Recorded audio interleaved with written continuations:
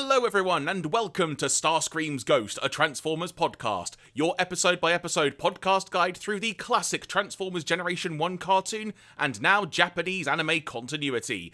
I am Jeremy Graves, and joining me as we continue our journey through the Transformers Headmasters anime, my good friend in crime as it were, my partner, my tag team partner if you're a wrestling fan, my fellow Dinobot if you're a Transformers fan, it's Mr. Andy Hanley. How you doing, good sir?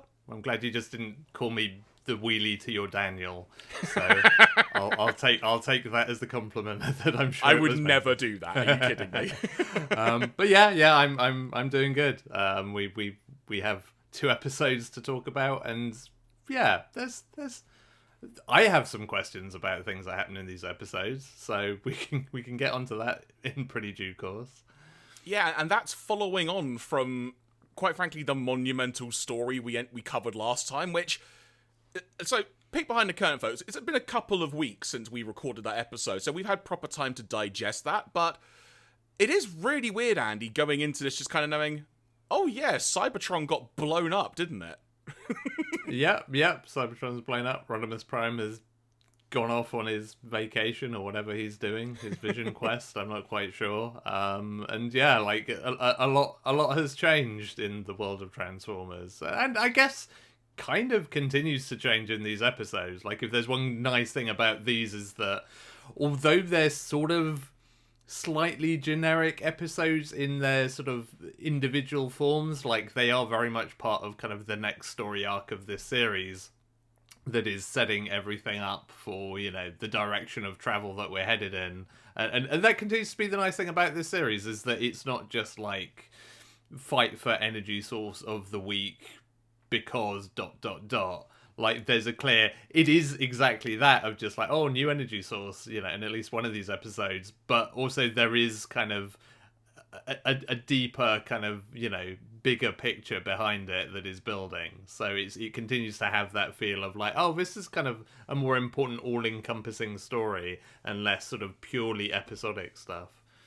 Agreed, and we'll certainly get to it by the end of the second episode we're talking about today, which, just for housekeeping's sake, everyone, we are covering episodes 11 and 12 of Japanese Transformers Headmasters today, But it is actually raising a lot of other questions as to what direction they're going in next, aside from what they've set up, which you've alluded to and we'll be covering in depth today.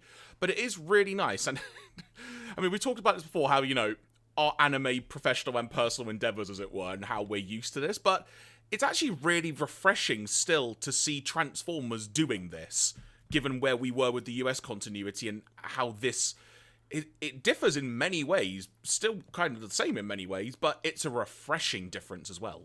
Yeah, I mean, you know, we had, like, multi-episode stories and multi-part stories in the US cartoon, but those still always tended to end up with kind of a reset to 0, more or less. You know, it was very much a kind of like, okay, that story's over, you know, things are back as they were, whereas we have very clearly not had that with this series. You know, as mentioned, they've blown up Cybertron. In case you missed the news headlines, Cybertron blown up, news at 11. So yeah, you know, that's the kind of thing that the cartoon beyond the movie never really particularly did. You know, there was never a whole lot of kind of forward movement with a lot of the storylines.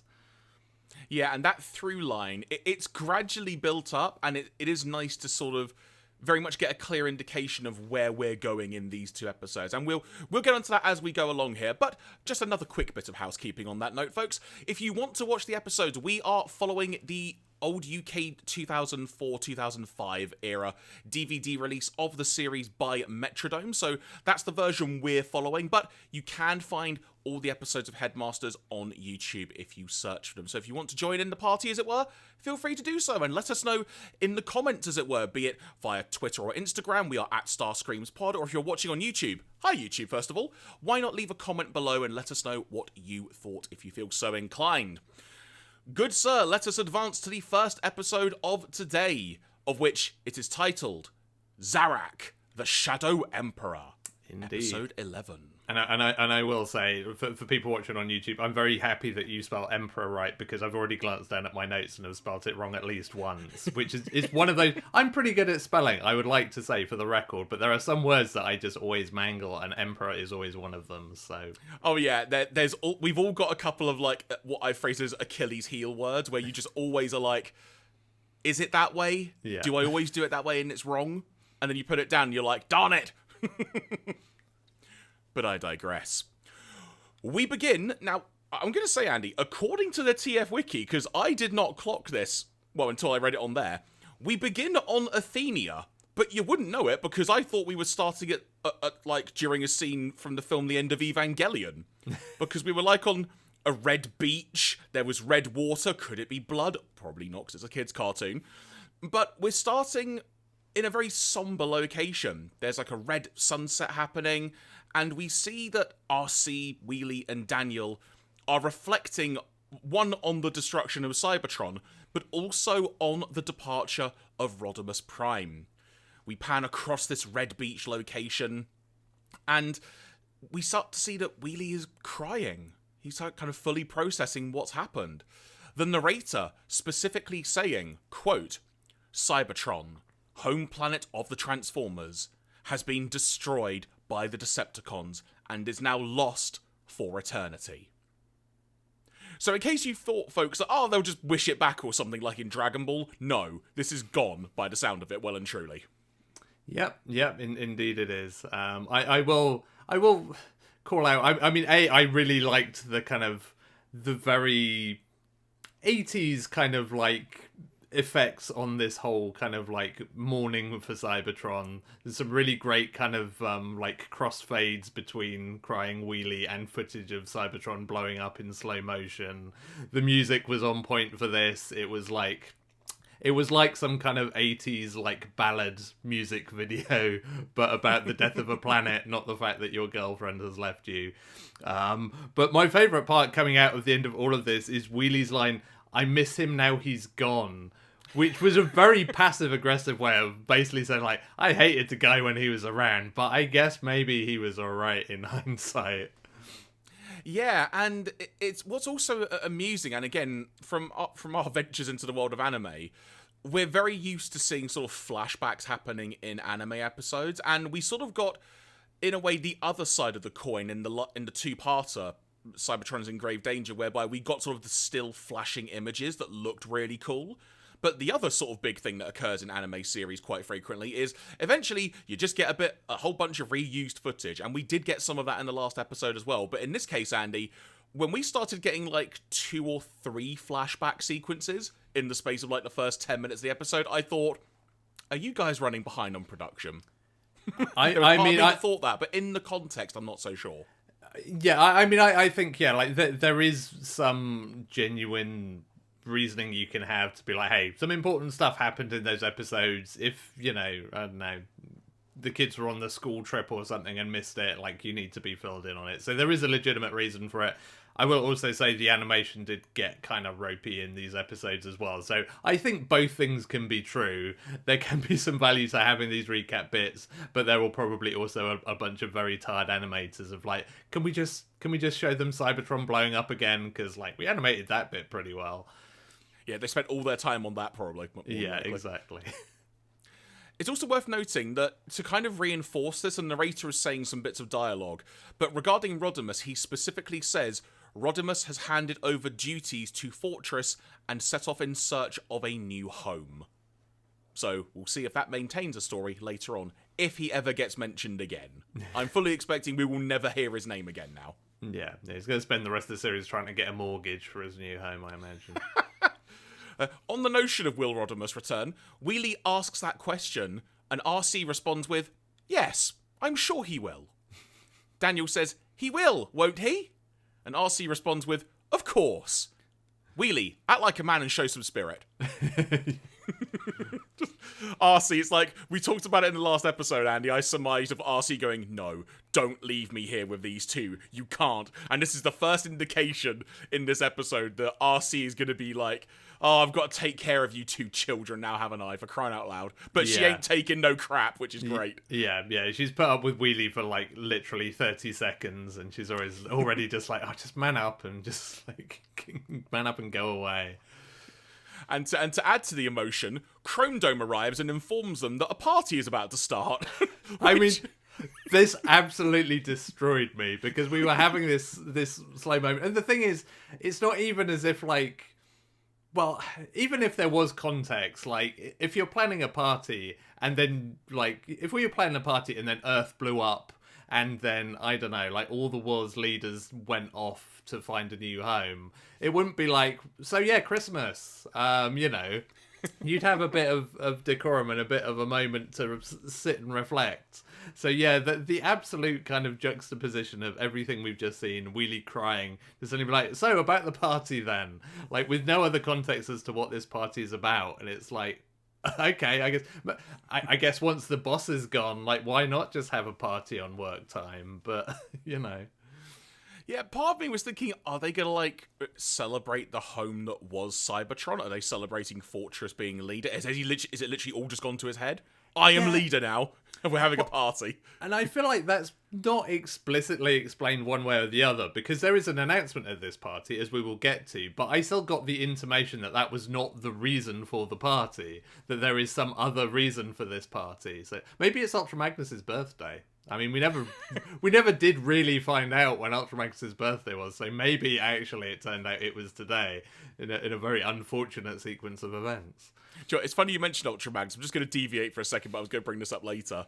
Remember how in the last podcast we were discussing, like, which, like, in essence, OG G1 Transformers are left, like, circa movie time? We totally forgot Ultra Magnus in our discussion.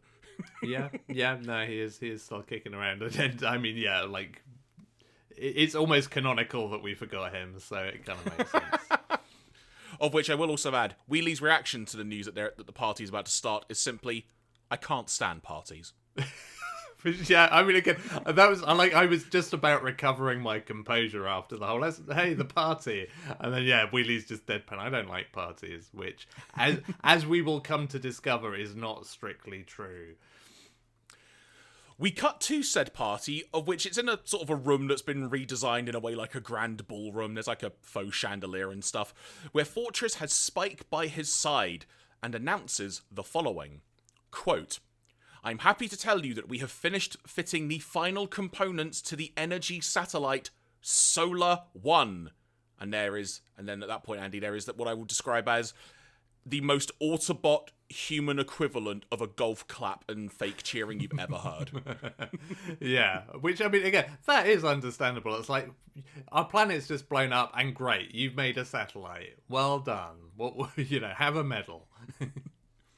Of which, quick point of reference, the TF Wiki refers to this satellite Solar 1 as being called Sol 1, SOL 1, because in Japanese pronunciation, that's kind of how it's pronounced, but in the subtitles that were on our DVD, it is Solar 1, so we are going to call it that, but just point of reference should that be technically wrong and such. Yeah. But I continue. And I mean, I do wish that it was called Sol 1, because that's a far more interesting name than just Solar 1. But anyway, and again, I mean, that becomes an important, quote-unquote, plot point in itself a little bit later on, but... Spike then says, in 1 week's time, we will launch Solar 1 from the Earth. The launch represents the successful cooperation between the Earth and Cybertron. Which I'm then thinking, Spike, too soon, mate. Yeah, a little unfortunate. Maybe nobody's told him yet. Like, maybe it's like, why is everyone so unhappy? I don't, like, why the long faces, guys? It's not like Cybertron's blown up. And I was like, shh, Spike, no. Spike's just like, how am I the last to know? After all I've done. We then cut to seemingly a few minutes later at the party, where Wheelie is hungry. And he is eating what I've written down, Andy, as Energon bite-sized cubes at an alarming rate. Leading to the following dialogue exchange. RC coming in saying, Wheelie, overeating is bad for you. Wheelie says, but I'm in great shape. best comeback. And then RC then, perfectly on the ball here, playing the part of the viewer most likely, like us, just goes, and who was saying they hated parties before? RC's awesome. Yeah, RC's great. I feel like I should have gone back and like watched this with the magnifying glass. I feel like I saw Daniel drinking Energon in these scenes. Oh, I did not look out for that. And because he was definitely like he drinks and consumes stuff throughout these scenes. I feel like I saw him drinking Energon, which I have a lot of questions about. One of which, obviously, as we know, Energon is like alcohol to Transformers, but like, what does it do to humans? Like, no matter which way you spin it, I'm not sure like drinking Energon is a good idea for humans, and probably especially not for human children. So, like, I may have misseen it. Maybe it was something else. Maybe it was Lilts, now known as Pineapple Fanta or whatever it is. But I thought I saw him drinking Energon. Maybe it was Energon squash. It was like drop a cordial in there or something. It's like Energon-free Energon. Like you have like alcohol-free beer. It's just like Energon-free Energon just for Daniel. Speaking of the Energon wine, which is also how the TF Wiki described it when I had a quick gander, with all of that flowing, the revelry begins, and a slightly inebriated Hardhead just badgers Twincast to start getting the karaoke on, of which Hardhead begins singing his karaoke song of choice.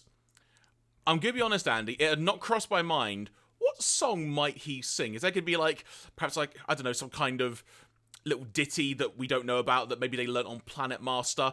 I should have just expected it would have been the opening theme to this show.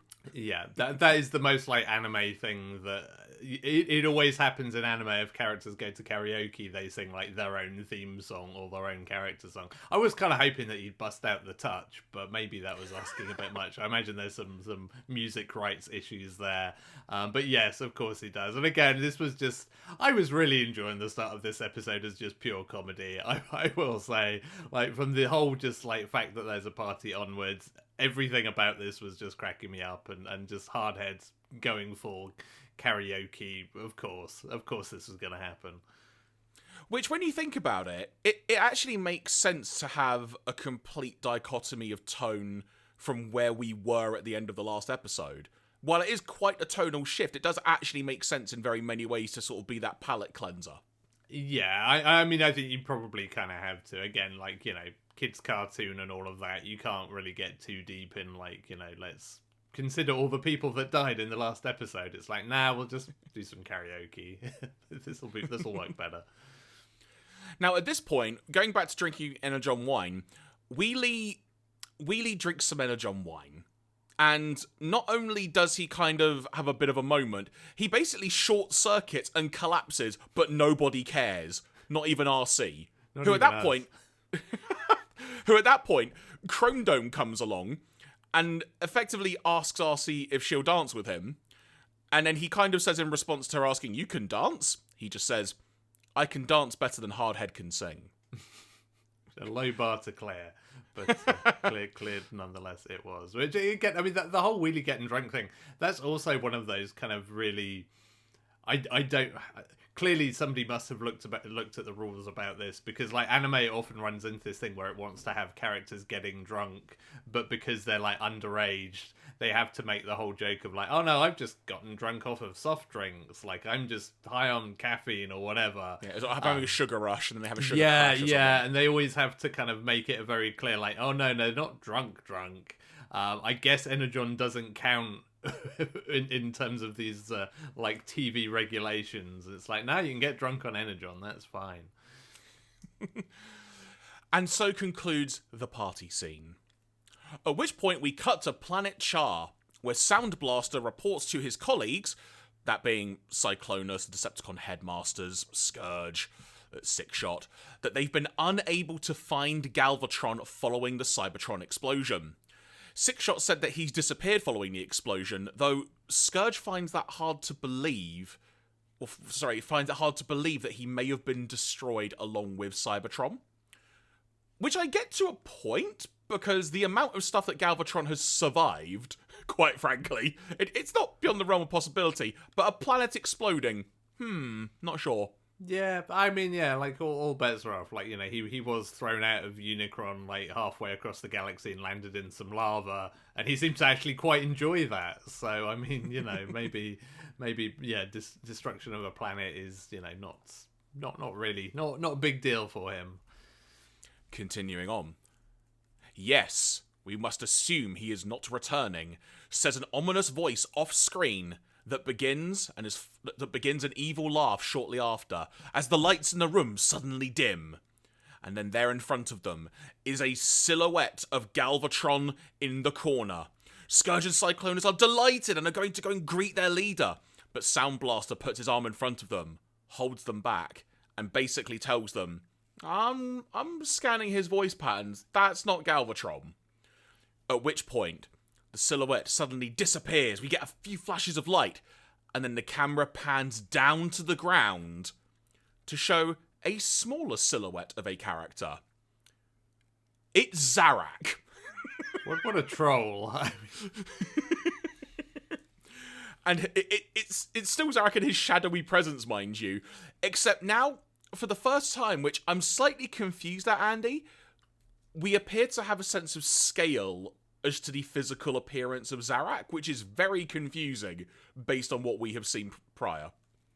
Yeah. I mean, he is still a man of mystery, so who can say what his actual form is? I mean, again, I continue to really enjoy this very slow ramp up of reveals around him. Like, you know, by the end of these episodes we're talking about, we get a few little glimpses of maybe why he wants all this energy. And, you know, it's really fun. But yeah, it also plays kind of fast and loose with its own reveals in terms of like, well, wait, I'm not actually sure, but like what we're looking at, how tall he is. Like, I don't know. It's probably like his Tinder profile probably says he's like 7 foot and he's not. I don't know what's going on there. At this point, Zarak says that basically goes, Galvatron is not dead, but I can't reveal his location because Galvatron himself has told me not to do so. So therefore, I am now Deputy Commander of the Decepticons, and you will obey me, quote-unquote, as though they were from Lord Galvatron, that being in relation to any orders specifically from him. And I really like this in terms of, like, Zarak's clearly, like, up to something here, but it's kind of crazy, like, nobody calls him out on this, because it's like, well, how...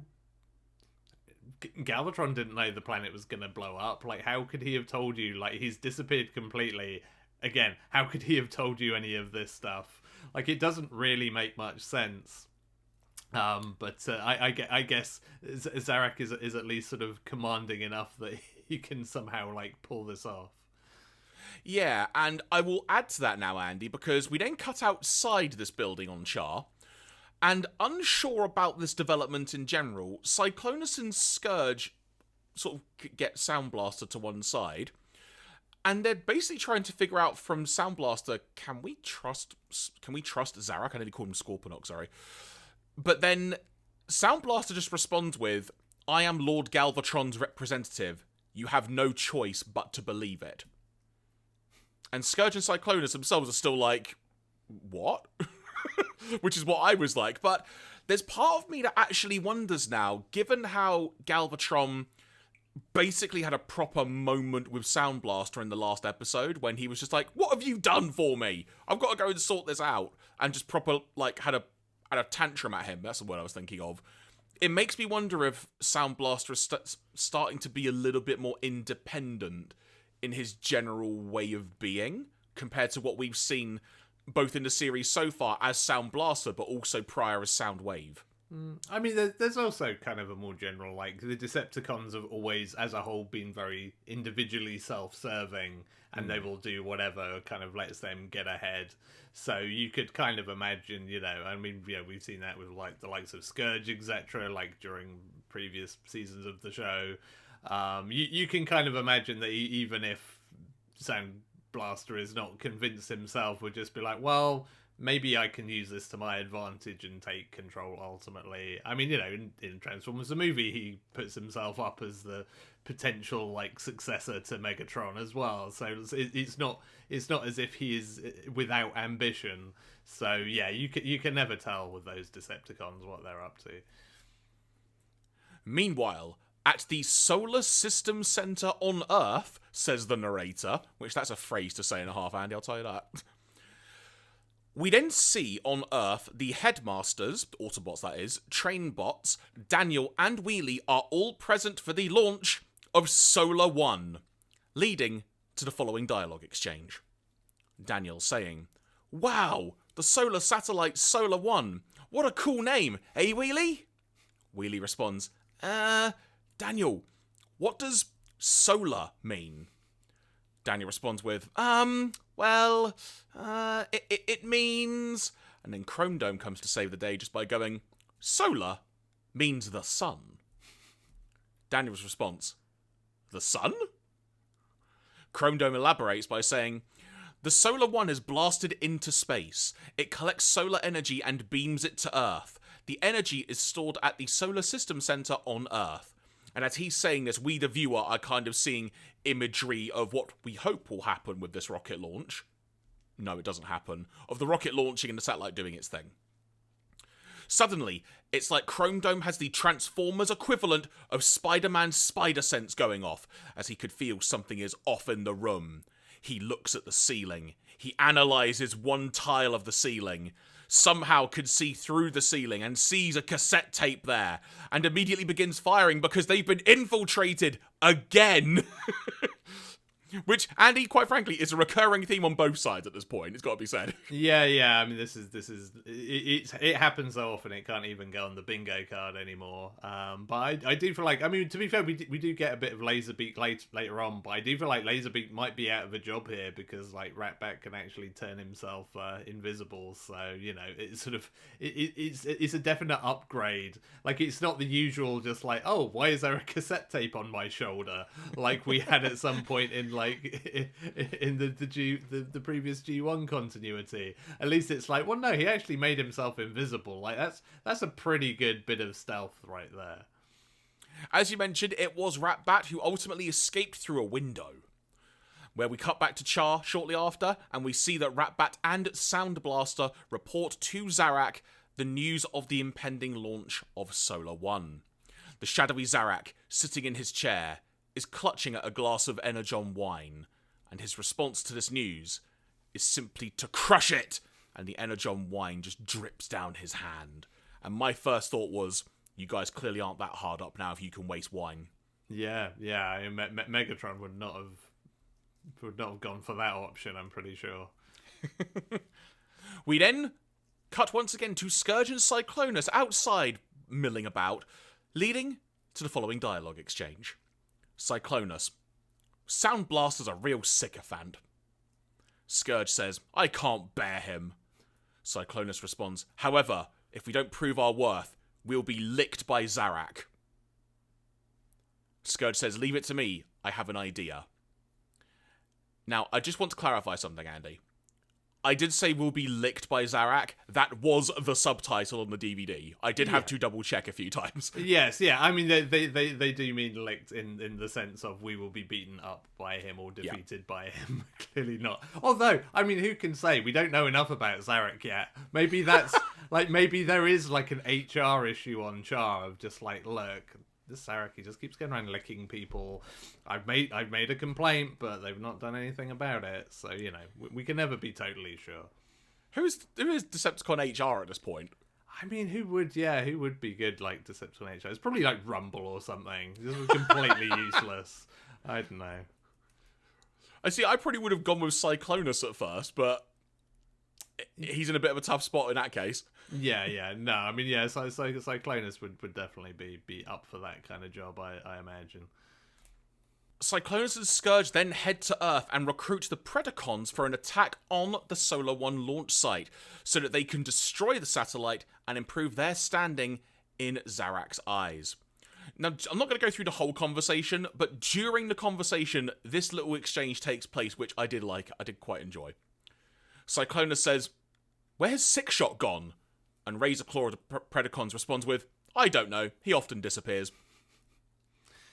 He's a ninja, don't you know? Exactly, that's literally what they said after. But it's just a fun little thing of like, yeah, he just disappears. It's his thing. Yeah, I will also say this show really enjoys the Predacons. Like we get a lot of the Predacons in this. I approve. Sometimes it feels like more than the Decepticon Headmasters, but that's probably a little unfair. Do you know why, Andy? It's because the Predacons are cool. Oh yeah, they are, and I mean again, they were probably they were sort of the big gestalts of that time in terms of the toys you're trying to sell. Remember when Devastator was cool though? That's all I'm saying. Poor Devastator. Remember when Tripticon was a thing? Yeah, we're not seeing Tripticon that long. He probably fell in a body of water again, I imagine. I think he did. Did he not fall off into a ravine in one of the earlier episodes? I mean, he did. He's done that a lot. I've kind of lost track of whether he's submerged or not at this point. So. But now, as they are leaving, that being Cyclonus Scourge and the Predacons, it turns out that Six Shot was there all along, but cloaked, because he's a ninja. And he appears to us, the viewer, and muses to himself, they never listen. Now, fast forwarding a little bit to the attack by said Decepticons, their attack is anything but subtle, and they are met with resistance in the form of the combined train bots, that being Raiden, who battles Predaking, while the Headmasters take on Cyclonus and Scourge. Now, as you could probably imagine at this point, given their role in this particular incarnation of Transformers, Cyclonus and Scourge are just made to look like clowns, whereas Predaking actually holds its own pretty bloomin' well, ultimately succumbing to a combined Raiden and Autobot Headmaster attack. So, like you said, Andy, Predaking getting some good love and showing here. Yep, indeed he is. But yeah, this was also like a fight scene that was just like, I feel like early in this season, like I commented on how good some of the fight scenes were, because they're not just like pew pew lasers across a ravine or something, and like this isn't. They continue the lots of hand-to-hand combat, and it's all a little bit pro wrestling, but this definitely felt a bit more ropey in terms of animation than we've had in previous episodes. So yeah, this certainly lent into my like, oh yeah, they may be already like running a bit behind schedule here, because it feels like some corners have been cut. And that said, though, I've got to say, I really liked the fights that we got across both of the episodes we're talking about today. There was some really good fighting at some points. Yeah. I mean, actually, later in this episode, there's a fight that feels better and better animated than this one. So yeah, it's not all bad. And even this, like, it's still better than a lot of season 3 fare. Ain't that the truth? And it puts across what it wants to. Like, it's not like it's a complete mess. It's just not quite as on point as some of the better moments in those early eps. Solar One successfully launches and immediately begins absorbing energy when it is in position in orbit. We then go inside Mission Control at the Space Center, I can't remember its full name at this point because it's difficult to say, where Chromedome is randomly being interviewed on TV about this launch, and is asked, should humans be worried about the Decepticons? Which he responds with, quote unquote, there's no need for concern. Solar One is a symbol of unity between Cybertron and Earth, and the Headmasters will give their lives to protect it. Let's see if that comes to fruition later on, folks. Just saying. Back on Char, it turns out that the satellite launching is exactly what Zarak was desiring. Some dialogue from him. According to my calculations, this satellite can store 10 to the power of 15 megawatts of solar energy per day. Then, despite some confusion from the Decepticon Headmasters, specifically Mindwipe and Skullcruncher, about how much energy that actually is and how the heck you even calculate it, Weird Wolf says that if they can steal the satellite, quote unquote, we can input the energy into Zarak's body. The evil laugh of Zarak responding to that indicates that's exactly what he wanted to hear from his fellow comrades, and the Decepticon Headmasters head out accordingly to steal the satellite. The Autobots are immediately aware of the Decepticons heading towards the satellite and proceed to try and launch a counterattack, but are thwarted because at Athenia HQ, Six Shot appears and just begins attacking them. Of which, Andy, this is the point in the show where I said to myself, this is we need to have an advert for the Six Shot toy again, don't we? How many transformations can we do in the space of 30 seconds? Yeah. I mean, it's you can't knock them for making good use of that. You know, if you've got a character that can transform into 6 different things, be remiss of you not to use at least a few of them. The one where he transforms into like a wolf is still a really random one, though. Yeah, it really is.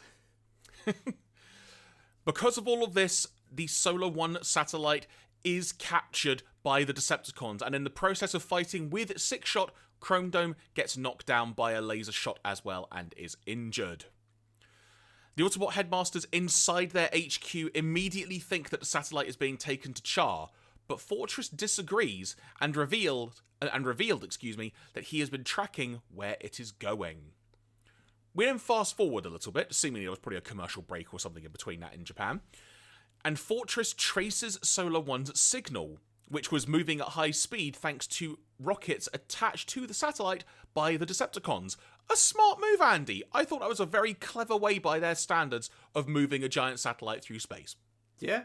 I feel like we've already had an upgrade from like Galvatron era Decepticons where it would have just been, just blow it up. I don't know. Then the narrator says the following. Fortress calculates Solar's course and locates its exact position. The stolen satellite is headed towards coordinates XY0-876, away from planet Char, to a body of gas in a black nebula. The Autobots then track it down. Sorry, that end of quote, I should say. End quote. The Autobots then track it down, but have no idea what to expect. Despite RC saying that he needs to rest after being injured, Chromedome says that he made a promise to the people of Earth and must return the satellite.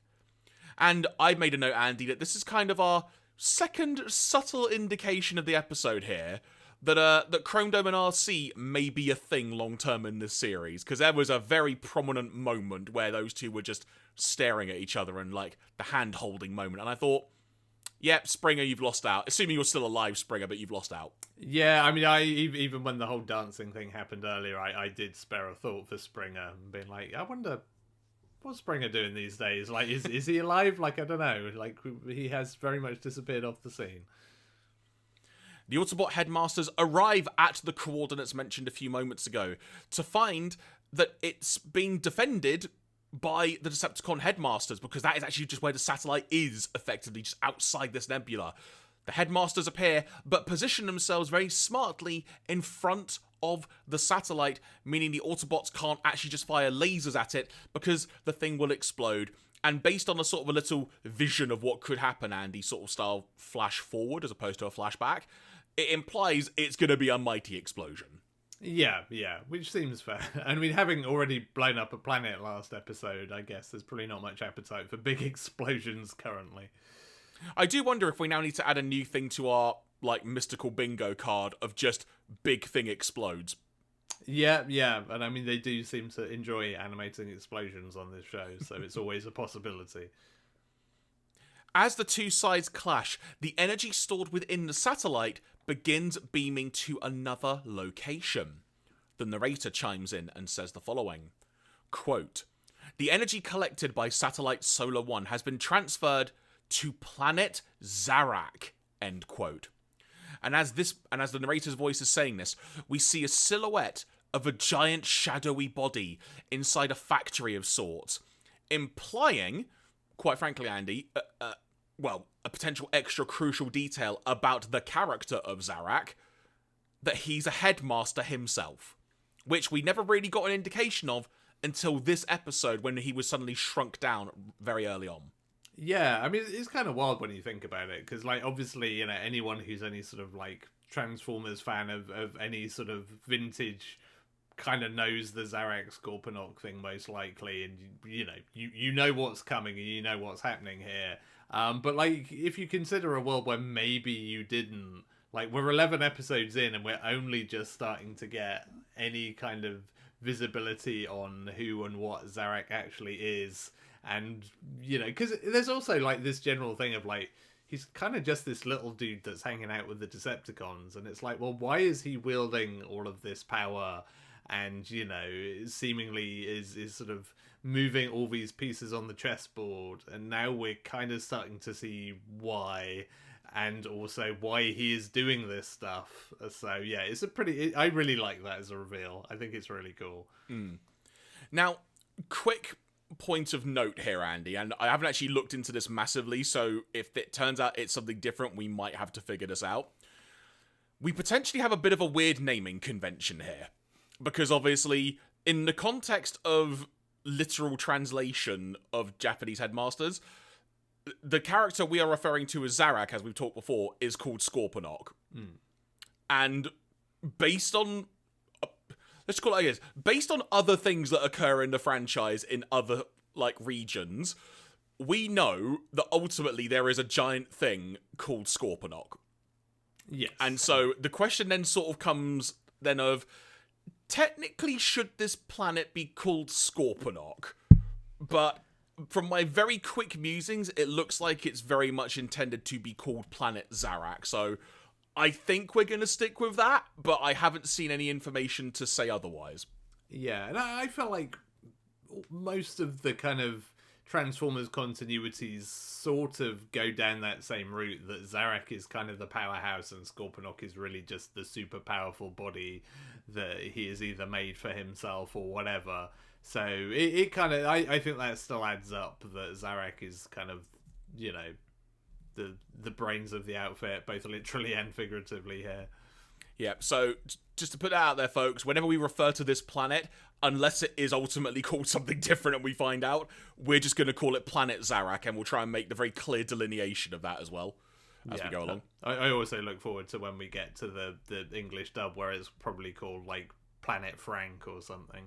I can try and find out now if you want to know. I mean, we should save that treat for later. Make sure you remind me and I'll try and look it up, alright? So at this point, this is where some of the action I was alluding to earlier, this is where we get some of it, because there is some good space fighting here, Andy. We get the, bit of dog fighting, we just get some good one-on-one combat. Really, really fun fighting, albeit perhaps the odd animation bit going AWOL.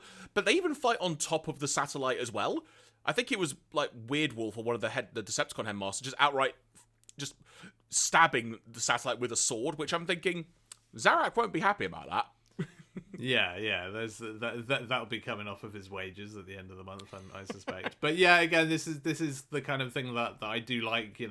Animation aside about the action scenes in this series, is that they are more dynamic, and even just in terms of making good use of the locations where they take place. They're far more interesting to watch visually than what the G1 cartoon, the US cartoon, brought us. Yeah, from just a general composition point of view, it's far more dynamic and it's really good fun. Yeah. At this point, the Decepticon Headmasters warn the Autobots that if they try and move Solar 1, they, the Decepticons, will destroy Solar 1 telepathically. Which, even the Autobots are like, you what? Yeah, I like this because, as a viewer, you have no idea whether this is a bluff or not either, because we've seen some weird telepathy stuff from the Headmasters, forged in the fires of Planet Master or whatever, and it's whatever you think about that as a plot point or a lazy way of getting around something, it's there, it's in the canon now, it's okay, there's telepathy stuff they can do, and it's yeah, maybe the Decepticon Headmasters can do a psychic beam thing. I don't know, that seems potentially feasible. Mm-hmm. And yeah, the Autobot Headmasters having exactly the same thing of we've never heard about this, but then nobody's heard about our psychic power thing, so maybe they have a psychic power thing as well. It's a really good bluff and double bluff, basically. At this point, with that information in mind and not knowing if it's true or not, Chromedome is very conflicted, because he promised Earth, and also likely because for the second time in recent memory, the Decepticons have left him with no other choice but to make a singular choice.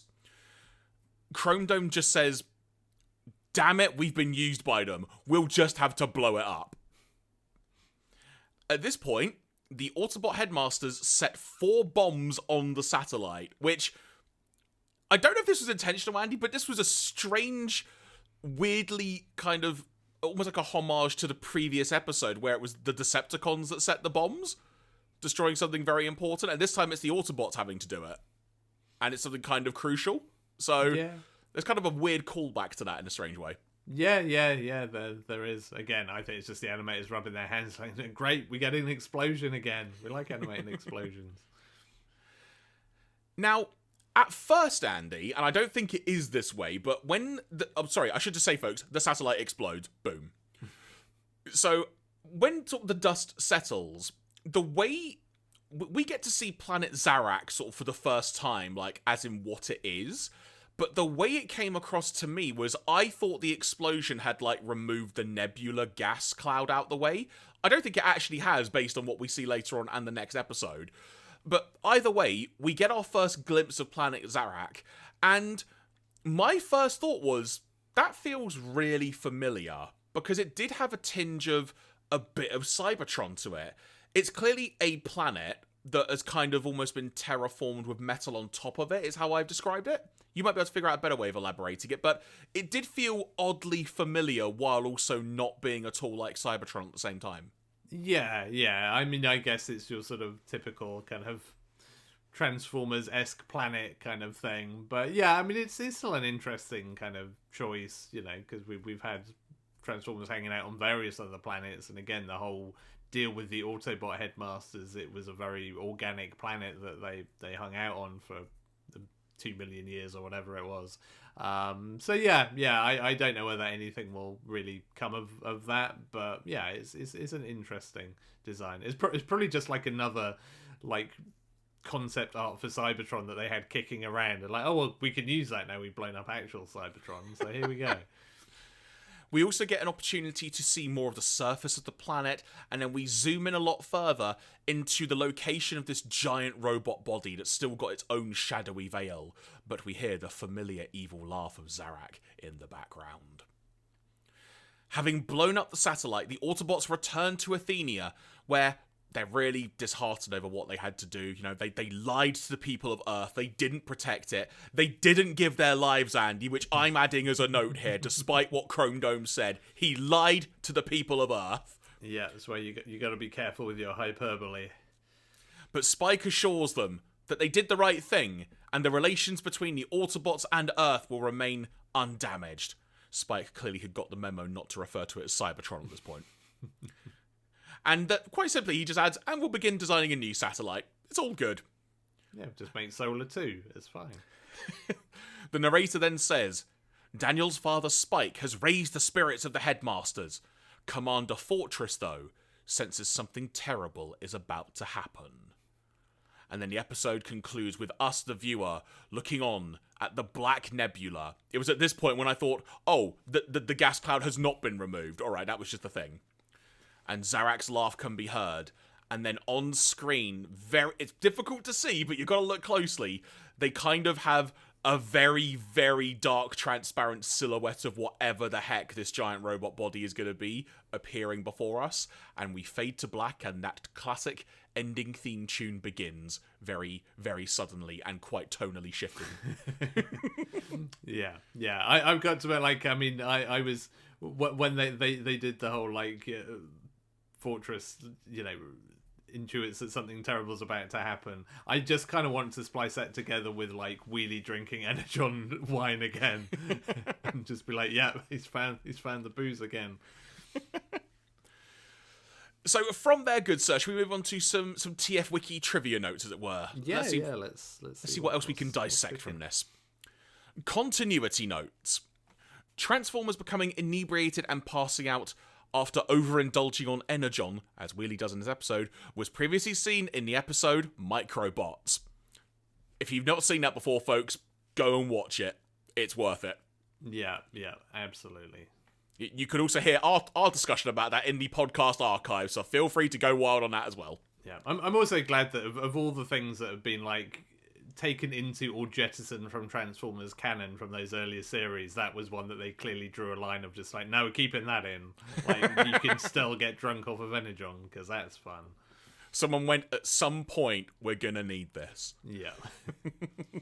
The Headmaster's telepathic powers seen previously in the episodes Birth of the Fantastic Double Prime and Cybertron is in Danger Part 2 are mentioned again in this episode. As we mentioned, the song which Hardhead sings is the show's closing theme, Kimi wa Transformer. Oh, it's actually the closing theme as well, not the opening. I think I said the opening in hindsight. Yeah, I realised, it's the ending theme. Trivia. Ratbat can use his eyes to project images. That is actually true. We didn't actually mention that, but when he was doing his report of what he had discovered with Sound Blaster next to him, he was almost being used as like a projector screen, which I thought was a really cool little feature.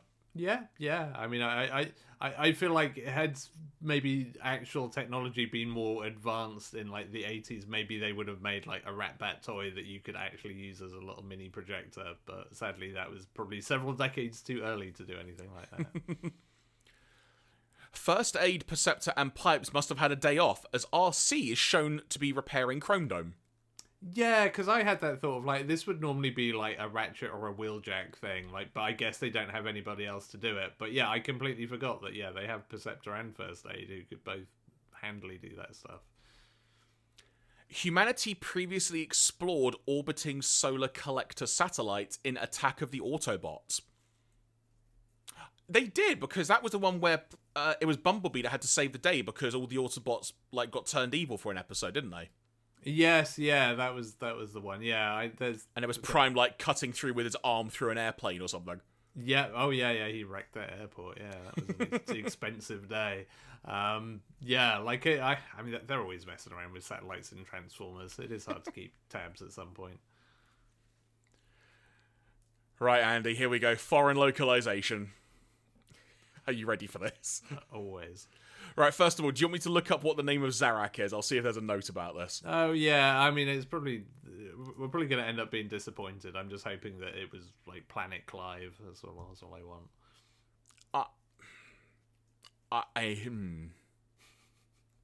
Okay.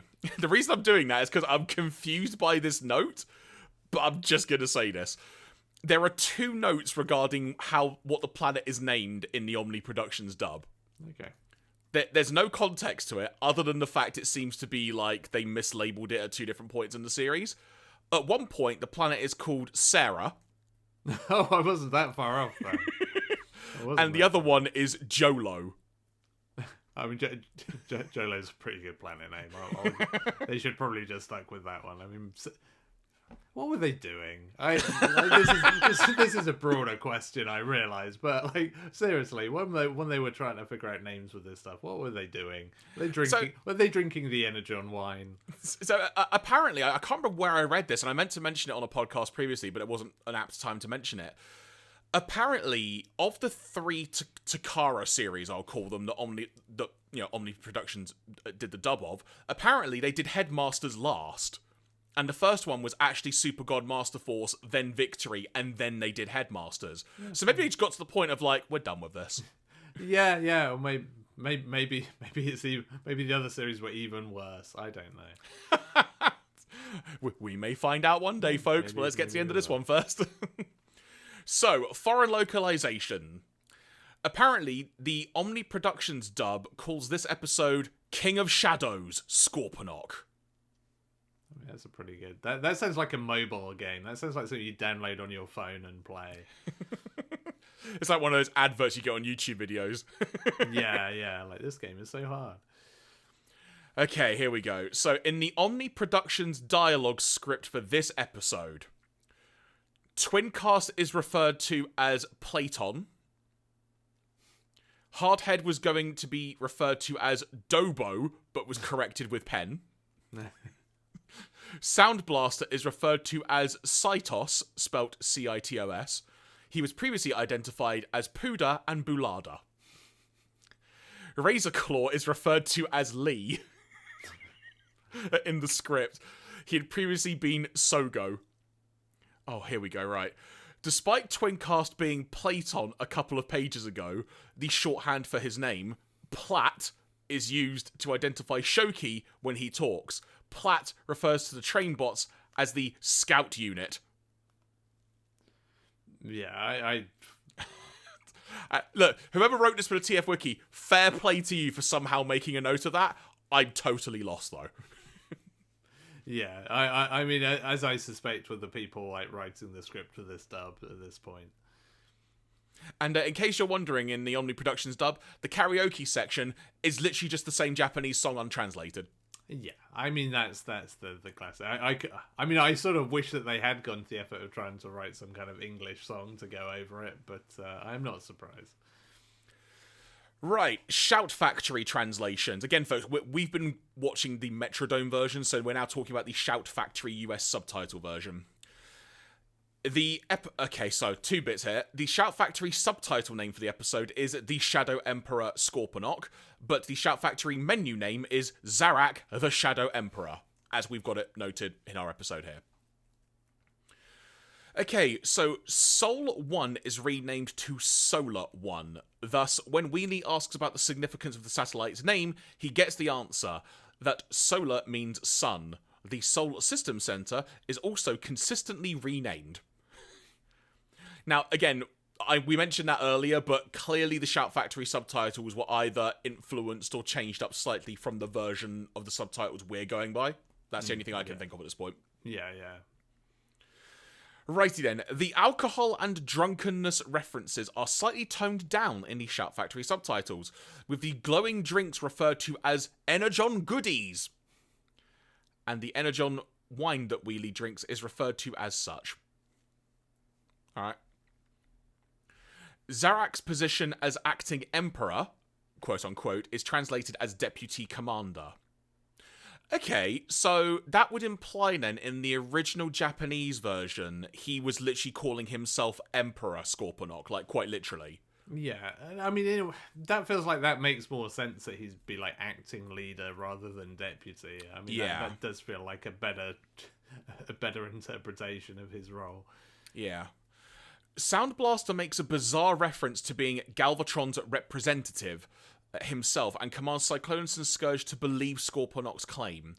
The original simply has Sound Blaster being satisfied with Zarak being Galvatron's substitute, and that they, Sound Blaster included, have no choice but to believe. Yeah, also makes more sense, honestly. Yeah.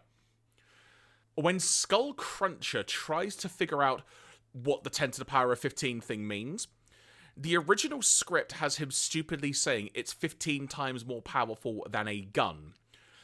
The Japanese words for 10 and gun are homophones, both pronounced as Jo, I'm going to say, kind of spelt J-O, as it were. The subtitles have him fail at math by saying it's 10 times 15. That is somewhat retained in the script we have on the 2004 circa 2005 Metrodome DVD as well, Andy. Like, part of that. Not exactly, but part of that.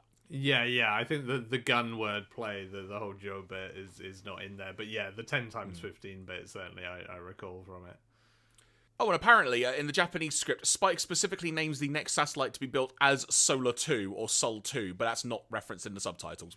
No, well, we did it for them. There you go. There you go. You guessed that one.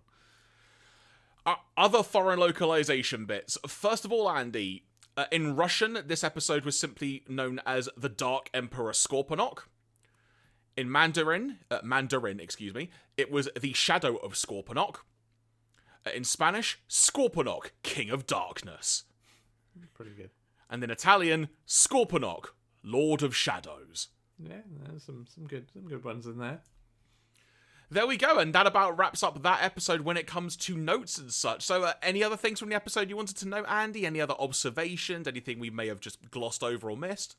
No, I think that's it. Yeah, like it's a good, pretty good episode. Like in terms of pivoting from all the important events of the previous episode, like for all of its goofiness of having a party, like it kind of ends up in a pretty interesting place where it's like, okay, we see what the plan is, we see what Zarak is doing, we still don't know where Galvatron is, and so that's all kind of quite compelling stuff as material for the series to be getting on with.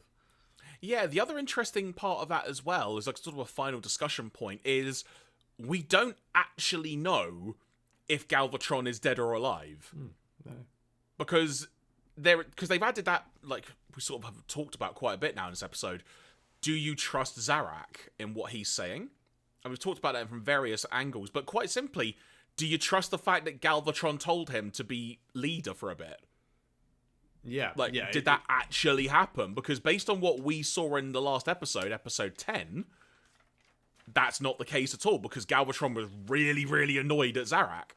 Yeah, for sure. But it is the nice thing that the series does is that it doesn't feel like it needs to nudge the viewer with everything to be like, well, actually, this isn't true. Like, I feel like they could have had a narrator moment there of just like, this is a lie, but they don't. They kind of keep that powder dry of just like, maybe something did happen that we didn't see. Who knows? It's like the whole psychic beam thing. Likewise, of just like, yeah, I don't know. You choose what to believe. Maybe this is real. Maybe this is not. It is also nice that there are various elements of this show in general, and I appreciate there are also elements of the show that are going to be the complete opposite of what I'm about to say, but they do let you think on what you're being fed, as it were. They're not just giving you everything, and they're not... It's a weird way to phrase it, but they're not treating you like you're stupid. Like, they want you to think about it and not just be told everything from the get-go. It is nice they're doing that. Yeah, and it is the classic thing that I feel like, I think it's the reason why a lot of people get into anime, because even though it's aimed at a younger audience, it does the same kind of thing. Like, it doesn't always feel the need to spoon-feed you with everything. It's quite happy to surprise you, or, like, you find out that something you thought you knew you did not know, and so on and so forth. And yeah, it's kind of nice to see this series sort of carries that same kind of narrative swagger to it, because it definitely sort of elevates it at important moments. From there, we advance to episode 12 of Transformers Headmasters. The dormant volcano mysteriously erupts. Wonder what's going to happen in this one. Spoiler. Now, I'm going to say this now, folks. You're going to hear me say something in a second. The name will change, because that's what happens in the subtitle script. I'm just telling you. We begin at Autobot City, see where I'm going with this, on Earth, with the narrator saying, quote, "At the Autobot Seismic Research Center on Earth..." I won't lie, Andy, I laughed a lot when I read that. It's like, when was this established? I mean, yeah, you can imagine that there's probably just some like little room in Autobot City that's just like, I don't know, someone's into earthquakes a bit, so it's also the Seismic Research Center. But I digress. Continuing with the quote: "Unusual seismic activity is recorded in the Andes Mountains. The Andes mountain range in South America covers approximately 6,750 kilometers, the longest range of mountains in the world. The source of the tremors lies below the Andes Mountains in Peru." I've got to say, Andy, I liked the fact they just gave you a mini info dump there, but for anyone obviously being aimed at kids who doesn't know this, that's genuinely interesting information. Yeah, I liked it. I mean, especially in this is from an age before Wikipedia. Like, there's you can't just look this up online. So yeah, I enjoyed that. Also, we were in Peru back in season 1 of like the US cartoon, right? Because wasn't it where they built that super weapon? Wasn't that also in Peru? Yes. I feel like we've been in Peru before, so there was a nice... I'm pretty sure there's no kind of continuity directly here, but it's like, oh, we're in Peru again. We've been here before. Was that an episode with Skyfire in season 1? One of the last ones? Like Fire on the Mountain? Yes, Fire on the Mountain. That was the episode. Don't ask me where I pulled that out from like my brain, everyone, but somehow I remembered that. Yeah, because that's the one where they sent Skyfire in as the spy in the big Yes. temple, when it's like they literally had like tiny little bumblebees. Like, no, we'll send Skyfire in to be the stealthy spy. But yeah, that was because they built the super weapon that melted on top of the temple. I'm pretty sure that was Peru. Also, just to deviate even more, Andy, we've not talked about Skyfire / Jetfire in a very long time. It's fair to say at this point, given we're now in anime land, there's probably no way a Macross jet would have appeared in Transformers. yeah, I imagine, unless they'd somehow managed to secure a pretty impressive crossover, that he was probably the first to be written off of being in this series. Now, during all of that explanation that we got about where this episode is going to be taking place, we, the viewer, as I mentioned earlier at the top of the show, everyone, that Ultra Magnus is still a character and is still present in this series, and that he and Scattershot are looking at readings on their computer screen in front of them. We then center in specifically on a South American village known as Pan, P-A-N. At that moment in the village, we see a young orphan boy named Pipiro, along with his donkey Koro, entering the village after laying some flowers on his parents' grave. He returns to his home, where we come to find out he shares his home, with his sister Alyssa and her donkey Dodo. Or Pan's people, as I call them. I can't top that. Yeah, if you don't understand that reference, you are way younger than me, so congratulations. But another big seismic tremor occurs at this point. And also being noted by Pipiru's dialogue that it's sort of happening a lot more frequently. It's implying daily, but it says it's getting more regular. And it's putting the village and its people in danger as we see the ground just split around them and buildings starting to fall and all sorts. Then, the narrator says, meanwhile, at the Autobot base on Athenia, everyone is examining the mysterious gas-enshrouded planet. Now, we're focusing again on planet Zarak at this point, and they zoom in on their picture of the nebula that is cloaking planet Zarak. And when they zoom in, kind of being contrary and contradictory to what we saw we, the viewer, saw in the last episode, it kind of looks like we see a silhouette of a giant large-scale city. But that aside, this immediately prompts Chromedome to just say, yep, this planet definitely belongs to the Decepticons. Yeah. Well, I mean, if ever like a massive headquarters springs up anywhere overnight, you can always guarantee that it's the Decepticons, because they continue to be incredibly good at very rapidly building bases. So I've just got this vision now. We should just get like a video game and just build a base. Yeah, it's like Sim City, but it's Decepticon bases, and amazing! It just takes 2 minutes and then it's done. At this point, in what I kind of thought was really cool, but also, wow, that's like sending like a couple of your Transformers to the wolves. Twincast then deploys Steeljaw and Ramhorn and just says, okay, go to Zarak and get some information. Yeah, I mean, to be fair, after like 100 plus episodes have been like, these tapes are really good at like sneaking in and doing spy stuff. Maybe we should try that. Like, we've got some tapes that we can send.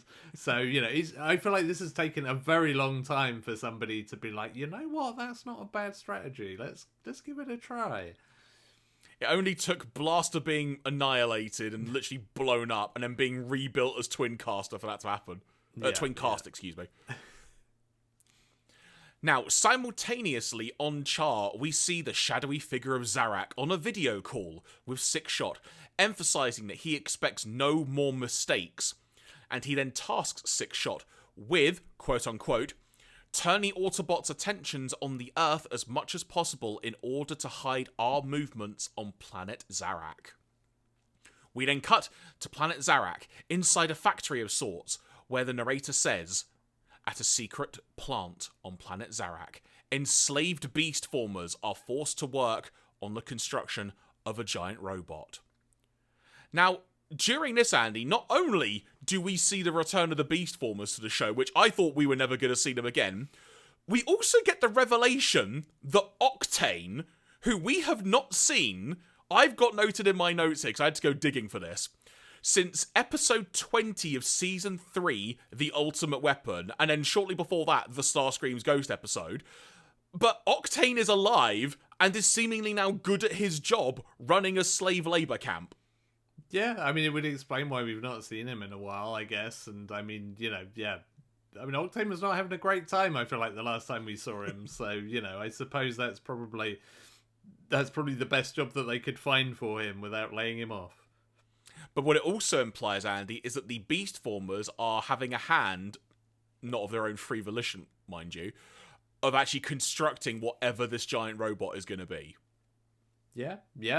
I mean, once again, I had a little like, the battle beasts. I remember them moments. So yeah, there's another nice little jolt of nostalgia for me. If you're a first-time listener, folks, go back a few podcasts. You can hear the entire revelation that was the Battle Beast discussion. For that. Indeed. Back on Earth the following morning, we the viewer are told, the volcano near the village of Pan erupts and molten lava begins sweeping the land towards the village. We then see the Protector bots and the Train bots being scrambled for a very quick rescue mission. But elsewhere, Sixshot is watching them fly towards the village and says to himself while looking on at the monitor, our strategy is working. The Autobots have fallen for my trick. I'll spin them around my little finger.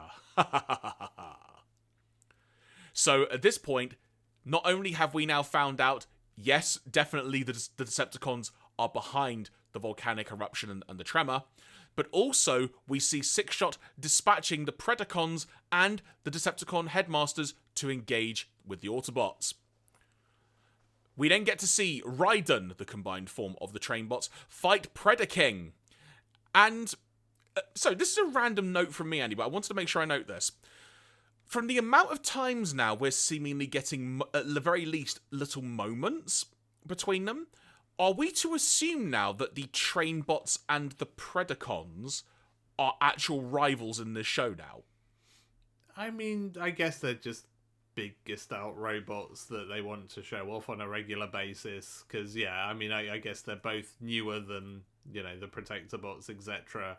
So, yeah, I feel like there's definitely an attempt, much as, you know, I commented, like, we see quite a lot of the Predacons in this series, and there's a reason for that. I think the Train bots are kind of in the same vein of, like, while they've not been promoted in, like, cartoon continuity, they were probably relatively new at the time of this, so it does feel, I don't, maybe it's a weirdly sort of like Western centric viewpoint because they don't really appear otherwise in Western media, that they feel kind of shoehorned in to be like, we should get the train bots in here.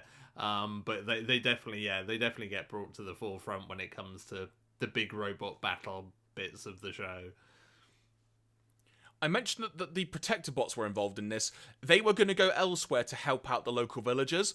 However, they are ambushed in many ways by the Decepticon Headmasters, of which I did have a good chuckle at this, Andy. Mindwipe paralyzes Defensor, the combined form of the Protector bots, by using his wipe snake gun.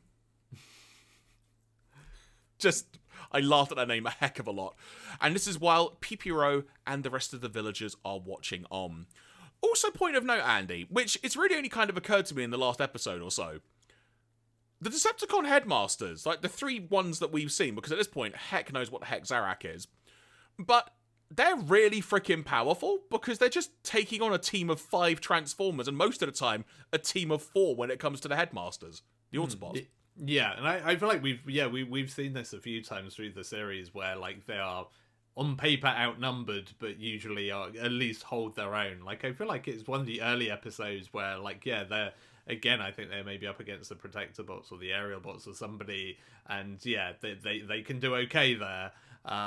So yeah, and again, I mean, this is sort of quite nice compared to what we'd sometimes have with the US seasons of the cartoon, where you know you'd have like an episode or two of like, hey, look at this Transformer, look how powerful they are, and then like a week later they'd be getting, you know, their ass handed to them by Wheelie or Cosmos or something, and you know it would kind of ruin the whole thing. But there is a continuity, as you would expect, of a show called Headmasters, of at least making the Headmasters look good whenever they possibly can. Although, mind you could argue the Autobot Headmasters less so, given that they've been responsible for blowing up Cybertron and a satellite in 2 episodes. But I digress.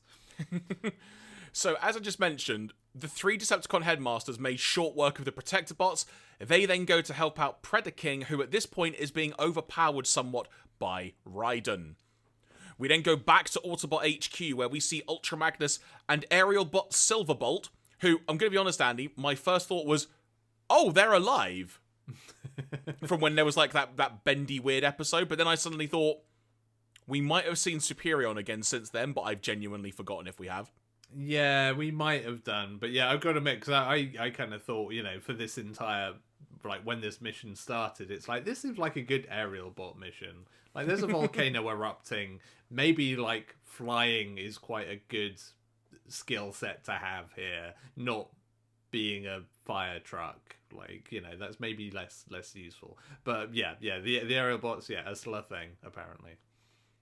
Now, they are watching what is unfolding on a monitor, and Ultra Magnus would like to help their colleagues by sending in more troops, but he actually says that he can't because their defenses of what he calls Scramble City at this point, which is why I mentioned the weird naming convention, folks, but Autobot City. He mentions that their defenses would be compromised because of that, so he can't. So that explains why the aerial bots were not involved in this mission. Mm-hmm. Yeah, thanks, Ultra Magnus. Just like, nah, I would help you, but gotta protect this important seismic research center that I made 5 minutes ago. He then throws out a call to Athenia, and the Autobot Headmasters, along with Spike, Daniel, and Wheelie, are transported to Earth by Broadside to join in the activity. But as they leave, we see Laserbeak is sitting on a rock face nearby, watching on, and then we get a wonderful close-up of Laserbeak's face, and then you get like the little traditional like shiny glint in his eye, and I thought, Laserbeak, you're such a badass. It's great. Yeah. It's like, I'll show that rat bat what it's like to infiltrate. Infiltration wars. We then cut back to Char, where at this point now Laserbeak and Sound Blaster report back to Zarak that his strategy is working. Cyclonus and Scourge then waltz in, questioning the validity of Zarak's strategy, and Sound Blaster responds with, "The less you second team know, the better." That is the greatest burn that this series has had. Like, just amazing. Just like, second team, like the reserves, go sit on your substitutes bench. And it's just like, that's brilliant. I love it. Thanks, Sound Blaster. I just literally thought, man, you ain't taking no BS today, are you? Yeah. Love it. The Autobot Headmasters arrive, and Broadside, with Spike, Daniel, and Wheelie still inside, are sent to help with the evacuation efforts from the eruption, as that is getting a heck of a lot worse, and the villagers are now beginning to question, are we going to be rescued, or are we just going to be left here to wait? We see you. What the heck? The narrator explains, though, that Broadside is unable to land due to all the debris flying about and all like the seismic activity. So, at that point, Andy, maybe choose a better transformer to land. Like the aerial bots. I mean, but talking about, character presentation, Broadside has been rubbish every time he's turned up in this show. Like, in the US continuity and in here, he's just always a disappointment. And again, I think when he first appeared, I talked about it. Like, I'd never seen the toy and I looked it up. Also a disappointment. So, I guess just canonically, Broadside is disappointing. Sorry, that really got me, sorry. Back to the battle. The Autobot Hodmasters? That's not their name. I'm doing really well today, folks. The Autobot Headmasters have helped even the odds for Raiden against the Decepticon Headmasters and Predaking. So much so, they get the upper hand quickly, and Chromedome then sends the train bots to go help the villagers. And randomly in this, Broadside is clearly done for the day, adding to the disappointment factor you just mentioned, Andy. So Daniel, Spike, and Wheelie just randomly get inside the train bots. No mention of Broadside again. Done. Gone. Yeah. He's done gets his appearance fee for the season. Will we ever see him again? Who can say? Thank you for your contribution. You may leave. The eruption is getting worse, and the train bots are also having issues getting to the locals. But ultimately, simply by flying higher into the sky, they are able to get there. Yeah, that was quite a moment of just like, how do we get to this? And yeah, it's like, I think, is it one of the train bots or is it like Daniel or Spike? Or somebody in this whole thing just mentions just like, just fly over it. I'm like, oh yeah, we could do that. It's like, oh my goodness. One other random detail as well, when the train bots were sort of connected together in their line of like long carriages, I don't know if you noticed, but I like the fact that the back of the train was snaking a little bit. Yeah, there's some nice little subtle touches there. Just a random thing, but it was pretty cool. But now, despite having got over the top of the volcanic ash and whatnot, there's now new problems.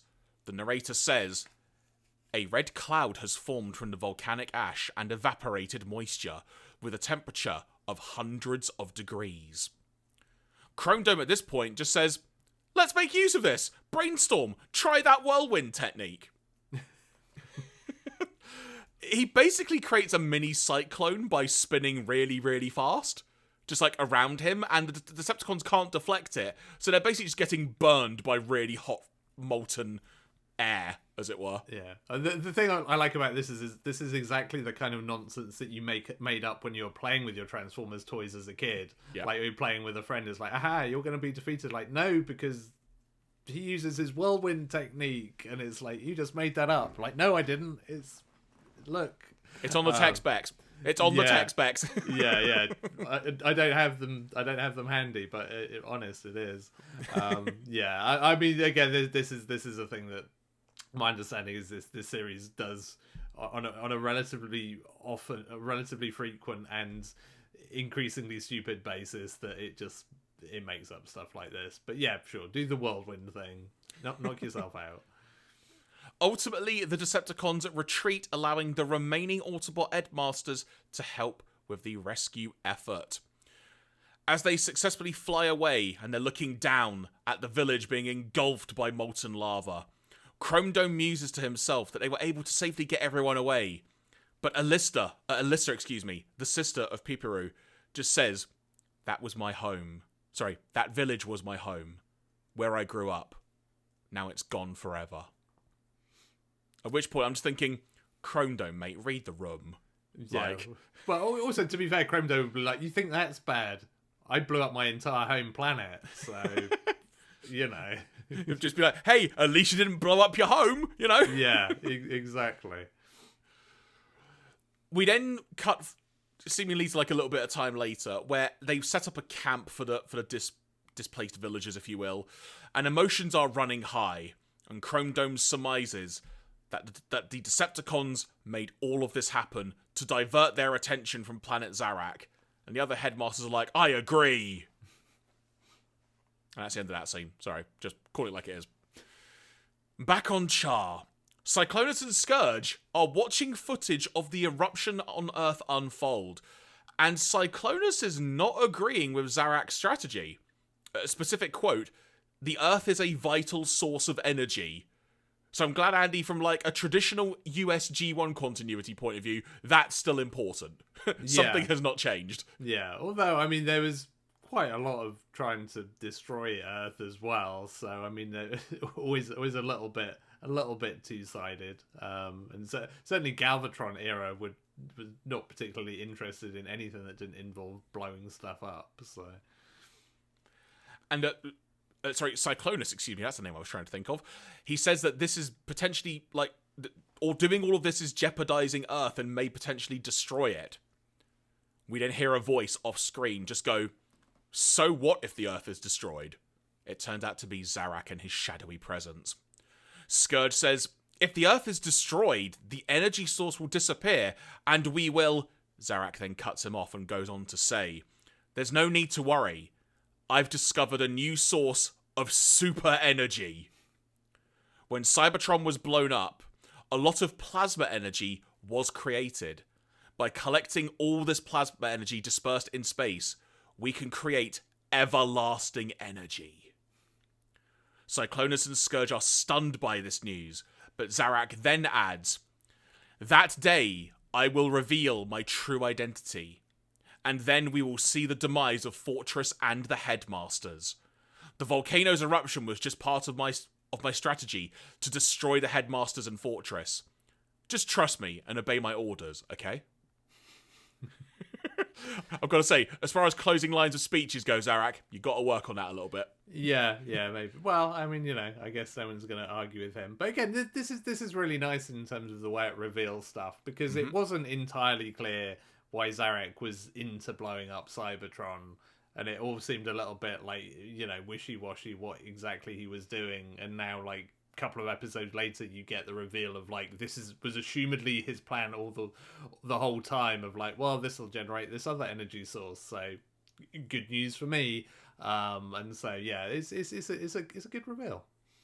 Yeah, and again, it adds more sort of more just ingredients to whatever we're cooking up here. And it's really, really good fun. It does also make me wonder, because the plasma energy that was created, was it because Vector Sigma was making the, what was that thing called? It wasn't Cybertonian, Cyberton Neuron?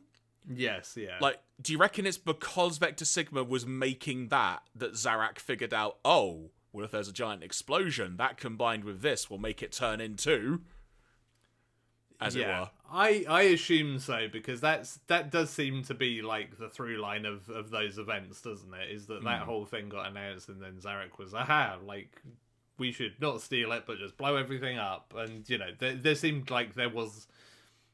In that episode, it's sort of pitched as like, yeah, but what if we don't steal it? Then the Autobots will have it. That'll be bad news. Therefore, it's better to blow it up. But it feels like this is the reveal of this was what he was actually after the whole time. So maybe we're giving the writers way too much credence and they're just talking absolute nonsense every week. But I think that actually works as a really good set of kind of his actual motivations for this stuff. So I'm willing to buy that.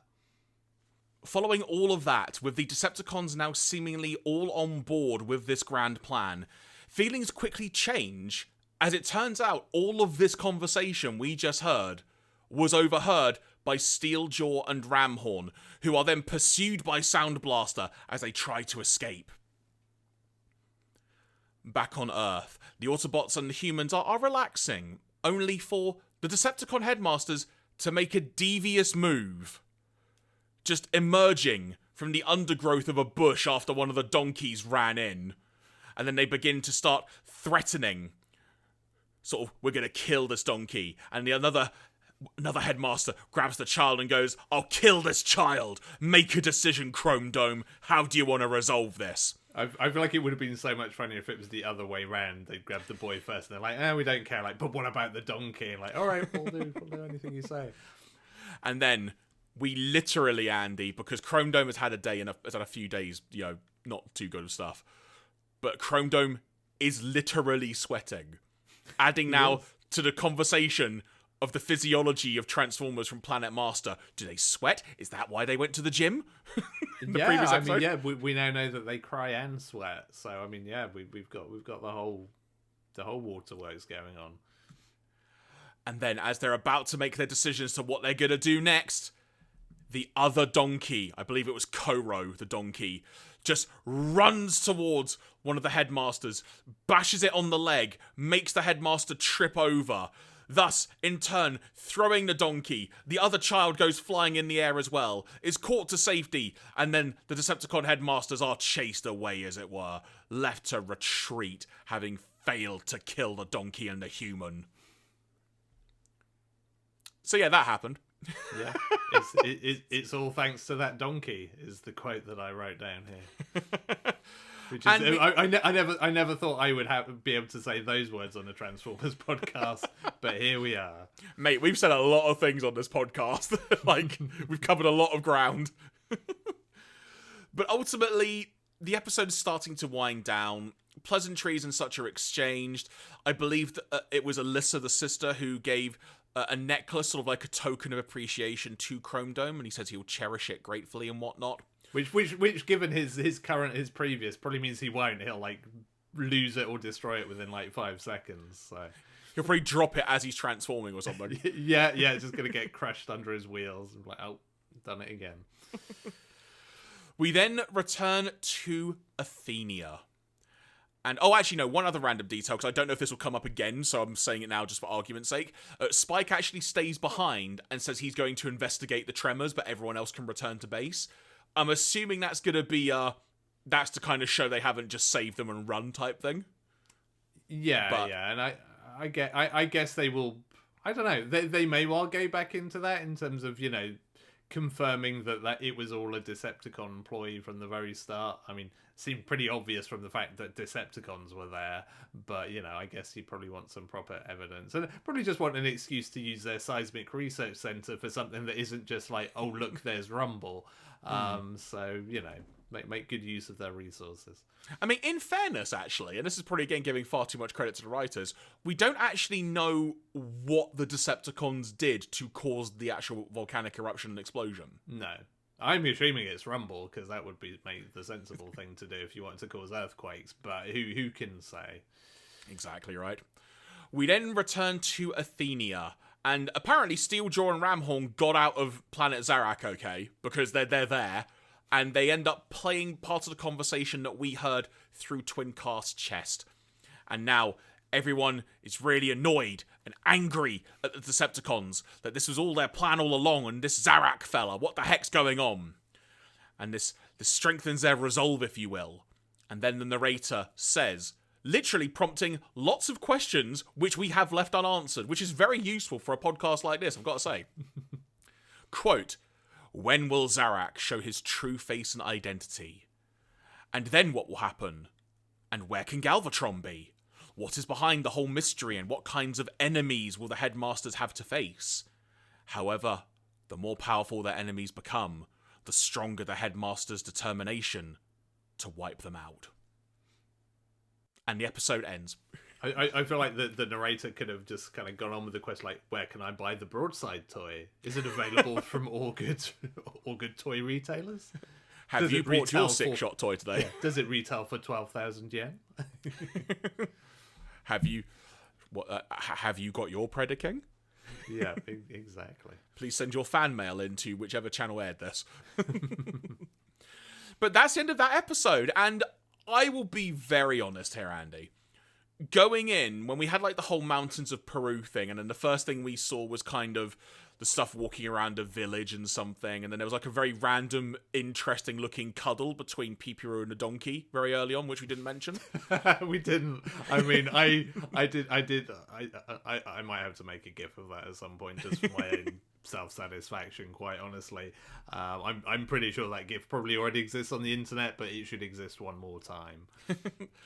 But going in, when that sort of stuff was happening, I just thought, oh, this is just going to actually be like our first almost filler episode, isn't it? That's what I thought going in. But turns out, no, this was actually a pretty crucial episode in many ways, as all of them have been so far. Yeah, and I think, again, this goes back to kind of what I've enjoyed about this series that I maybe wasn't expecting, because if you take this at absolute surface level, this is kind of a filler episode because it's pretty generic. Like, Decepticons do a bad thing, Autobots have to come and clean up the mess and save the day. But because it has the foundation of this broader ongoing storyline, that gives it more interesting things that it can do. Like, even some of the little reveals and moments that you get within this kind of adds a whole extra layer to what would otherwise be a pretty generic episode. And I think that really does a lot to make it feel way more interesting than it otherwise would if this had been like a mid-season 2 episode of the US cartoon. Agreed. And from there, do you fancy some TF Wiki notes? Yeah, let's see what we got. Righty then. Continuity notes. The mystery of planet Zarak, the Dark Nebula, and the robot being built there first came to light in the Shadow Emperor Zarak episode. They said Scorponok, because that's what it is in Japanese. You can hear that earlier in this podcast. The Beast Formers previously appeared in Rebellion on Planet Beast, where the Decepticons also had them toiling in a factory. Mm-hmm, they did. Here we go, Andy. The Autobots previously dealt with a problematic Peruvian mountain in Fire on the Mountain. Yeah, there we go. From season 1. So there you go. See, I was hoping that it was going to be a direct reference, that it was like the same mountain, but we didn't go quite that far. That would have been fun though. Like if we could have seen like loads of Transformers or the humans like years later. Yeah, well, because there was a point where I wondered if they were going to do that and maybe be like, oh yeah, you machines have been here before, like, you know, you built the big gun thing, and for that actually to be a plot line. But I guess that would have been a bit of a weird deep cut for this series. Trivia. Even while surrounding himself with flames, which this did happen, Zarak can still remain entirely hidden in a shadow. That takes a certain kind of skill. Yeah, he continues to be very good at doing that. his kind of special effects team clearly hard at work to keep him cloaked. Yeah, for context for our audio listeners, while he's giving that big speech revealing his grand plan, he essentially starts having, like, if you imagine he has like a big energy, imagine like in Dragon Ball Z terms, he's going Super Saiyan. He's kind of got an energetic glow around him, implying he's really powerful, but he's still a shadow, even though it's fire. So it's very funny. It is. Good stuff. Oh, okay, well this answers this question, Andy. Exactly how the Decepticons caused the volcano to erupt is never explained. Okay. Well, I still say it's Rumble, so, that's the canon now because no one else has explained it. I have explained it for you. Octane has gone from an opportunistic outcast to a sadistic foreman. Maybe he's found his niche. Yeah, I mean, it does feel like he's just like career change. It's good for you sometimes. And alluding to what we were talking about a few moments ago, Andy, Pipiro is way too friendly with his donkey. Right, foreign localization. Oh, flippin' heck, here we go. So, the English Omni Productions dub called this episode The Dormant Volcano Erupts Again. Just, sure, fair. Right, here we go. There's notes here, so bear with me, folks. Twincast and Razor Claw are again identified, respectively, as Platon and Lee. Octane is identified as Bear. Okay. Cayenne, one of the train bots, who had previously been Powell, is now referred to as AI. And Defensor is simply Robot. Wow, I mean, we finally reached the kind of the plateau, the peak of Omni Productions naming, I guess. Shoki is first identified as Sogo, which had been used for Razor Claw in an earlier episode, but is referred to later as Sogi, which would be used for Zarak in subsequent episodes. God. Oh, what a mess. Hotspot is referred to as Hock, H-O-K. Okay, they're not named after the German wine. Speaking of someone who doesn't drink alcohol, I had no idea that was a thing, so fair play. Predaking, who had been Puda in the last episode, is referred to in dialogue as Polita. Yeah. But wait, wasn't that the name of the donkey? I don't know at this point. I don't know anymore. I should stop asking these questions. It was Koro and Dodo, wasn't it, the donkey's names? Oh, yeah. I don't know. Silverbolt is identified as Phi, F-A-I. Sound Blaster, most recently Cytos, but also Bulada and Puda, is identified here as Sand. Broadside is referred to as Planton. Raiden, in what is the closest approximation of a real train bot name so far, is referred to, as Ladine. Okay. Not bad. Oh god, what? So, Hardhead, whose name had not been given Omni Productions any troubles up to this point, is identified as Train. If only there was some actual train characters in Headmasters that they could have given that name to, but alas, the tank has to get it, I guess. But the funny part, Andy, is I already... it specifically also says here, in dialogue directions for the final portion of this episode. So it's just at the end of the script. It wasn't even noted anywhere else. Yeah, well, there you go. All right. Shout Factory subtitles. They called the episode The Dormant Volcano Mysteriously Erupts. So, the cold open of sorry, I'll try it again because I've got to stop like Scorponok. The cold open of Zarak standing and diabolically plotting is omitted. Did we get that? I'm not sure that we did. I mean, there was definitely on the DVD, some diabolical... there's definitely some diabolical planning, but I don't think there was a cold open. Okay, interesting. The subtitles translate the mention of Scramble City's seismograph in a completely made-up Autobot seismic research center. Oh, well, there we go. The dialogue early on when in the village of Pan, where the old man is expressing his belief that Koro is the reincarnation of one of Pipiro's parents, is cut. Okay. Yeah, I do not remember that happening. So that was, which I'm not going to go into what I was going to say about that GIF that makes that even more weirder at that point. I will leave it at that. As is the norm for Shout Factory's translations, the mini cassettes are referred to as deployers.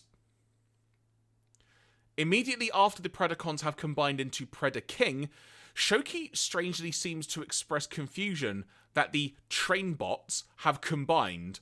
The original simply has him utter an order to the Trainbots to combine.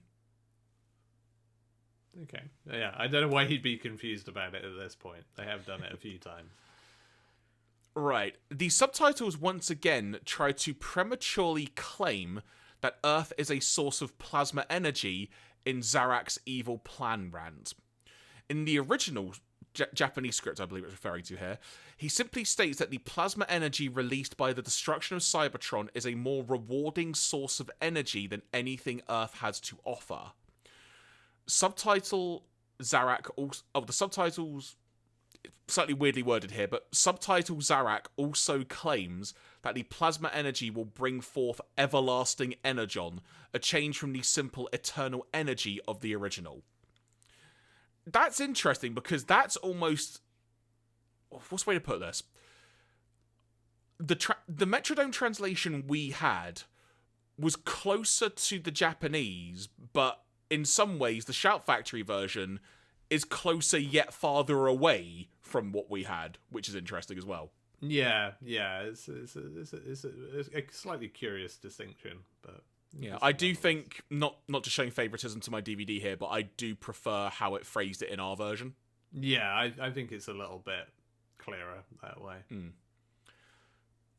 So relating towards the end of the episode here, the Decepticon headmasters hold Pipiro and Koro hostage so that the Autobot headmasters will teach their transformation technique to the Decepticons. The strange ransom diverges from the original demand that the Autobots give up their transectors. In fairness, Andy, I forgot to mention that as a point when we were talking about that. So it did seem weird. I thought they were maybe referring to like the head swapping thing, because we've not seen the Decepticons do that. I don't think they can do that. Well, they probably can, but they don't know how to do that. So I thought it was maybe that. But yeah, that makes more sense for them to give that up. Because yeah, it's like teach us how to transform. It's like you had one job, Transformers. Like I'm pretty sure you know how to do that already. Yeah, because I'm just trying to think off the top of my head. Have we had any backstory to the Decepticon headmasters yet? I don't in think terms we have. of where they came from. No, I don't think we have, to be honest. So there is a lot of mystery around them in general. Yeah, because part of me kind of wonders, was Zarak originally with the crew that left Cybertron on Planet Master, and maybe he just became a bit of a twonk and was ditched by them or something?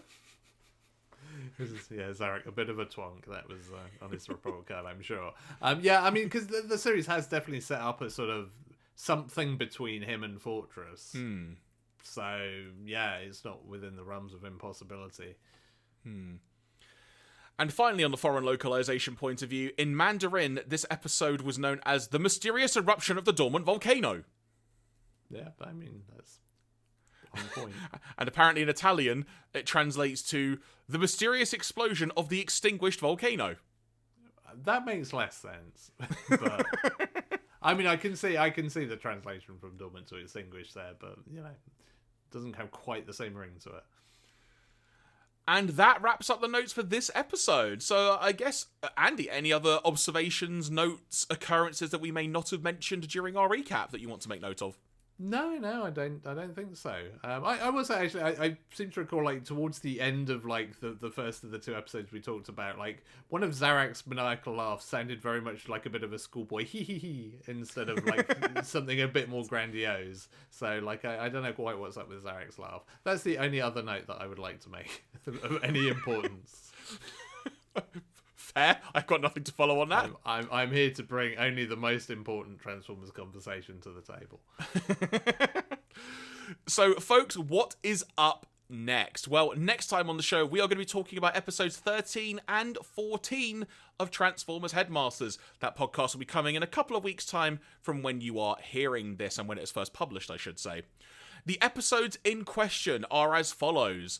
Episode 13, Head On, Fortress Maximus. I'm looking forward to seeing how that unfolds, and I've just seen a screenshot, Andy. Things are going to get weird. And episode 14, Explosion on Mars. Maximus is in danger. That's a quick turnaround. It's like, yay, Fortress Maximus. Like, oh no, Fortress Maximus. Basically the 2 episode titles here. I mean, look, the last time we had an episode title that had the phrase "is in danger," a lot happened. I'm just saying. This is very true. Also, this definitely feels. This definitely ties into like the animators really like explosions, like literally in the title now. They're like, yep, there's gonna be explosions in this one. We can guarantee it. So yeah, folks, as mentioned, our next podcast will be out in a couple of weeks' time from when this one is first published. So make sure you keep following and such, and make sure you are subscribed so you get the episode into your feeds as soon as it becomes available. If you want to get in touch with us, we are on Twitter and Instagram at StarscreamsPod. If you've been watching here on YouTube, make sure you hit that subscribe button if you feel so inclined. And be sure to leave a comment and hit the like button if you would like to do so as well. Andy, before we wrap up, any other additional thoughts that you would like to convey to folks? No, I just want to go and have some Energon goodies. So, yeah, nothing else to note here.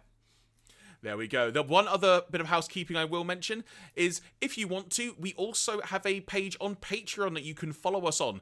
We don't charge anything for it. It's simply just a long-term free audio archive solution for the podcast. You can find that at patreon.com/StarscreamsGhost. With that being said, from myself, Jeremy Graves, from him, Mr. Andy Handley, we've been Starscream's Ghost, a Transformers podcast. Thank you very much for watching and or listening. And until next time, take care and speak to you soon. Yeah, thanks very much. And bye, everyone.